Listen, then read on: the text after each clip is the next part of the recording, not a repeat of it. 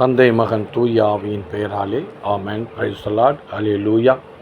இன்றைக்கு நம் ஆண்டவருடைய நற்செய்தியை நாம் ஆராய்ந்து பார்க்க வேண்டும் என்ற ஆவலிலே நாம் இன்று மார்க்குவின் சுவிசேஷத்தை ஆராய்ந்து பார்க்கும் பொழுது, மார்க்குவின் சுவிசேஷம் 1ஆம் அதிகாரத்தை நாம் இன்று ஆராய்ந்து அதை நாம் ஆழ்ந்து உற்று நோக்கும் பொழுது, என் ஆண்டவர் இயேசு செய்த அந்த அருமையான நிகழ்வுகளை நாம் இன்று பார்க்கும் பொழுது மிகவும் அற்புதமான ஒரு காரியத்தை என் ஆண்டவர் செய்திருக்கிறார்.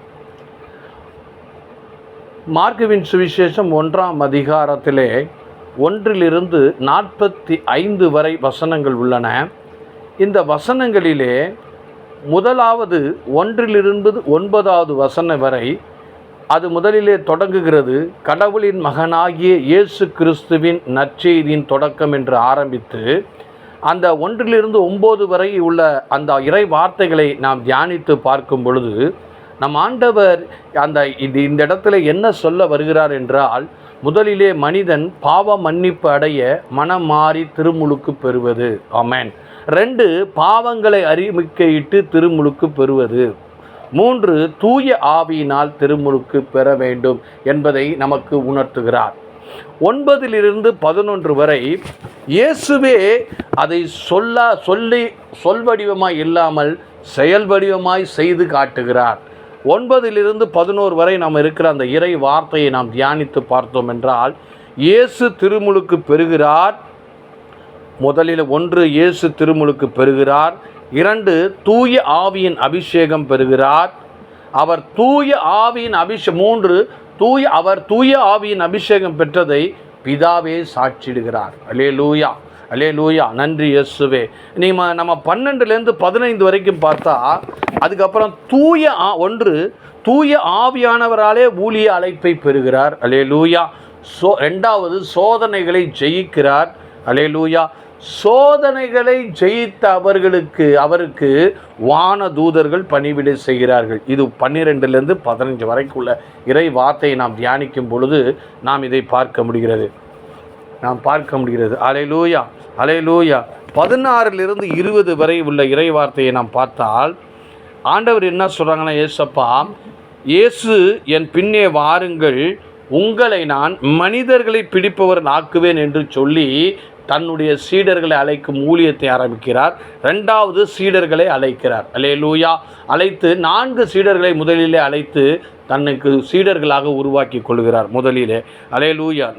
அடுத்து 21 - 28 வரை அவருடைய செய்தவை என்ன என்றால், அதிகாரமுள்ள போதனைகளை செய்கிறார். 1. 2வது தீய ஆவிகள் அவரை கண்டு கத்துகிறது. 3 இயேசு தீய ஆவிகளை அறிந்து இயேசுவை தீய ஆவிகள் அறிந்து கடவுளின் கொடையாளர் என்று அறிந்து அலறின. ஆமென். இவர் கடவுளுக்கு அர்ப்பணமானவர், கடவுளின் கொடையாளர் என்று அறிந்து அவைகள் அலறின. அல்லேலூயா, அல்லேலூயா. இயேசுவே ஆவியானவர், இயேசுவே ஆவியானவர். 4 பாருங்க, தீய ஆவியை அதட்டி விரட்டினார். அவைகள் அவருடைய கட்டளைக்கு பணிந்து ஓடின. அல்லேலூயா. இப்போ 29 - 34 வரை உள்ள இறை வார்த்தைகளை நாம் தியானித்து பார்க்கும் பொழுது,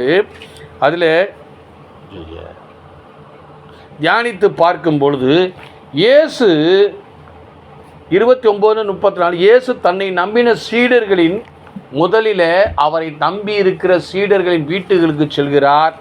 அந்த வீட்டில் இருக்கிறவர்களை முதலிலே திடப்படுத்துகிறார். அந்த வீட்டில் இருக்கிறவர்களை சுகப்படுத்துகிறார். அதன் பிறகு 3வதாக விடுதலை ஊழியம் செய்ய ஆரம்பிக்கிறார். அல்லேலூயா.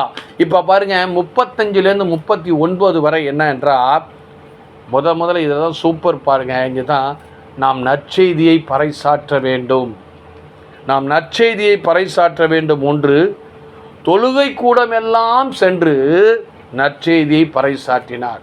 அதுபோல் இப்போ நம்ம ஒவ்வொரு தேவாலயத்துக்கும் ஒவ்வொரு சபைகளுக்கும் நாம் சென்று, ஒவ்வொரு திருச்சபைகளுக்கும் சென்று அன்று செய்ததை நாம் இன்று செய்ய வேண்டும் என்று நமக்கு உணர்த்துகிறார். 40 - 45 வருது பாருங்க. மனிதனுடைய சாபத்தினால் வருகின்ற தொழு நோயை நீக்குகின்றார். மனிதர்களின் சாப வாழ்விலிருந்து மீட்டு நிலைவாழ்வு அடைய வேண்டும் என்ற தன் நிலையை இந்த அற்புதம் செய்து தன் நிலைப்பாட்டை தொடங்குகிறார். இதுதான் முதல் அதிகாரம் 1-45 வரை நாம் தியானிக்கும் பொழுது தேவனிடத்திலிருந்து பெற்றுக்கொள்கின்ற இறை வார்த்தையாய் இன்று ஆவியானவர் இந்த இறை வார்த்தையை தியானிக்க செய்தார். ஆமேன். ஆண்டவருக்கு மகிமை உண்டாவதாக. ஆமேன்.